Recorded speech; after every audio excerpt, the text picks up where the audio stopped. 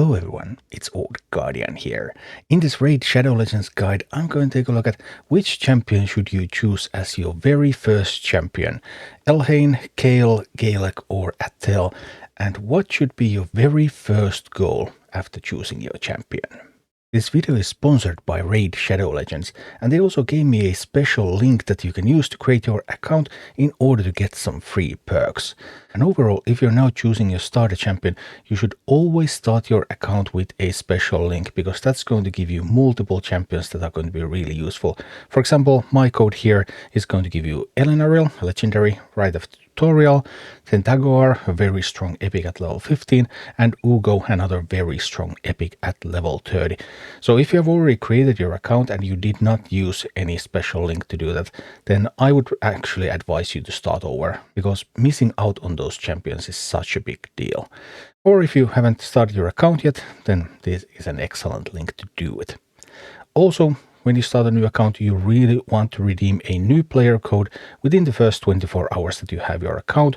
You can only use one code. There are lots of these codes around, but currently the best three ones are DESERTQUEEN to get Tuhanarak, strong support champion, DEMONSLAYER to get Tholin Foulbeard, a damage dealer for both PvE and PvP, or MONKEYKING to get Wukong, a very strong PvP damage dealer.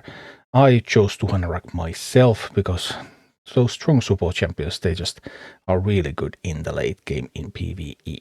But then to the question of choosing your first champion.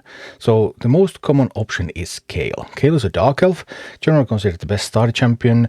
Kael brings area damage. Kael also brings poison.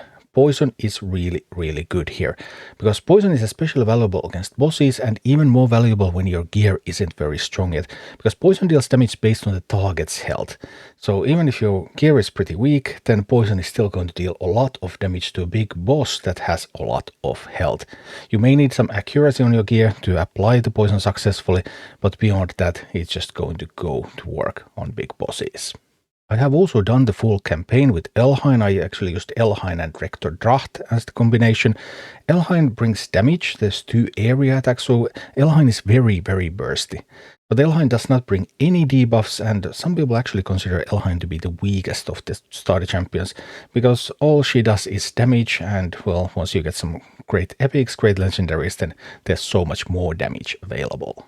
But I have done the full campaign on Elhain as well, and I had a pretty good time with her regardless. Then there's Athel of the Sacred Order, and Athel has a weaken debuff with a triple attack to the same target, so Athel hits the same target 3 times, and that's really strong against individual enemies, especially against something like Fire Knight, where you need to hit it multiple times in order to get the shield go away. Athel, on the other hand, is not as bursty as other starters, but she is pretty balanced and she has some really good uses even in the fairly late game. And finally there is Galek, an orc, brings a decreased defense debuff and 4 random attacks and also an area attack, so pretty good damage output from Galek as well. However, in most cases the masses are right and you should choose Kael. Kael with the area damage, Kael with the poison, it just helps you progress your account the fastest. There is one exception. If you're able to get a campaign farmer, so some kind of big damage dealer that really rapidly clears those campaign missions, with your download link or from a new player code, then you could check for faction synergy. For example, a little while ago there was a new player code that gave Supreme Galek, which is a good campaign farmer, so you could do that instead of using a starter. Typically you would use a starter as your early DPS, but then you could use Supreme Galek, and then you could pick Galek alongside that, so then you would have a couple of good orcs, and then you could go deep into the orc faction wars. So there would be some exceptions like this, but typically if you don't get a campaign farmer from the codes or from other starter things, and you will use your starter champion as your campaign farmer, which is what you typically do, then Kael is the top option. And then your very first goal. And your very first goal in Raid is to build a level 60 campaign farmer who can quickly clear brutal difficulty levels while carrying other champions that are being leveled. In Raid, it is much better to go deep than to go wide. You really want to get a good, strong DPS hero to level 60, and typically that's your starter hero. So what do you do in practice to get there? At the start, you're mostly focusing on the campaign. You can start with a 2-champion team, and you can get 3 stars from completing all the missions, and you can just progress as far as you can. You want to equip your campaign farmer with some lifesteal gear. You will need 4 pieces of lifesteal gear in order to get the set bonus, so that they will gain some health back when they deal damage, so that they will be able to farm more and more effectively. You want to upgrade that gear probably to +8. The upgrading gets exponentially more expensive the higher levels you go, so you don't want to spend all of your silver on that early on. All the starter champions are of attack type, and that means that their abilities also work based on their attack stat. Do note that different champions can have abilities work on different stats. So for example, if you have some defense champion, then it's possible that their attacks actually deal damage based on their defense stat. But all of these champions, they deal damage based on their attack stat, so you like to find something like lifesteal gear with attack. That would be great, for example. And if you find it with attack, then typically percentage-based stats are better in raid than raw stats. So attack percentage is better than attack, if you can choose. But really early on, you don't get to choose that much, because most of your gear is not going to be that great, which is also another good reason to not upgrade it too far. Then you want to upgrade the skills on this champion. They're rare champions. You will get a bunch of rare skill books. It's much more difficult to get epic and legendary skill books, and typically you want to save all the valuable resources in raid until there's some kind of an event or something that really makes them worthwhile to use. But rare skill books, use them on your starter champion, get those skills going, and once you hit that level 60, also use 800 gems on their masteries, so that you will get them just into the best possible shape to farm as quickly as possible. But there's one obstacle to reaching level 60, and that's upgrading your champion. Your starter champion is a rare. That means that they start at 3-star rank. And a champion can reach a level equal to their star rank times 10. So 3 stars, that starter champion can become level 30. Then you will need to sacrifice other champions or chickens of the same star rank in order to upgrade them.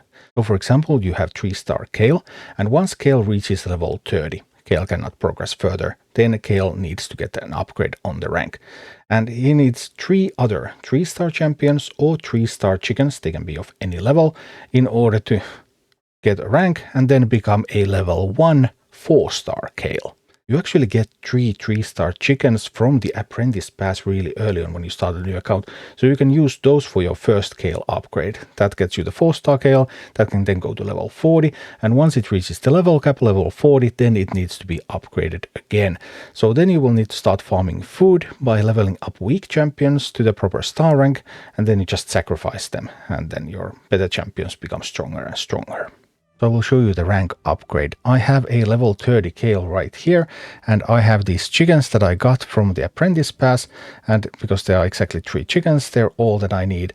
Means that I'm able to upgrade my Kael, and now my Kael is 4 stars, went back down to level 1, but he's a stronger level 1 than 3-star level 1 was, and now I can start working on him from there. And then when I need more food for him, he's going to have to carry some 2 stars, but I don't really like to carry 1 stars. What I like to do actually with all these 1-star champions that I'm going to get is I'll pick a 1-star champion, and I'm going to spend 1 brew of the appropriate type, and I'm going to spend 3 other 1-star champions, and that's going to get this 1-star champion to level 10. So 1 brew, 3 champions, we upgrade, we're at level 10, and then we need to sacrifice another 1-star champion, and that's going to get this into 2 stars. So, and then from 2 stars, then this is where I'm going to start farming the campaign, and bringing these along, getting them to level 20, then sacrifice other 2 stars. But I just don't want to bother leveling the rank 1s in the campaign missions themselves.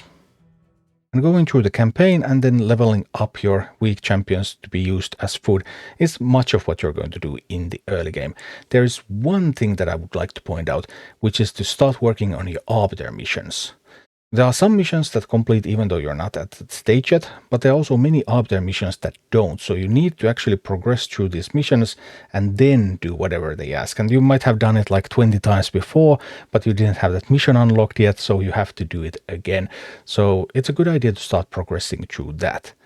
And deep in this arbiter mission chain, you also need to do some fusions. Fusions mean sacrificing very specific champions in order to get specific other champions, and you will need to Fuse Justiciar and Relic Keeper. And these require lots of specific rares that actually come from the campaign missions. So as you're progressing through the missions, save those rares. Don't let anything happen to them, because you will want to use them in the fusions a little bit later. And now, armed with this information, you're ready to go get your first level 60. Thank you for watching. Click like and subscribe if you enjoyed this, and a special thanks to all of my Patreon supporters, YouTube members and Twitch subscribers who make all of these videos possible.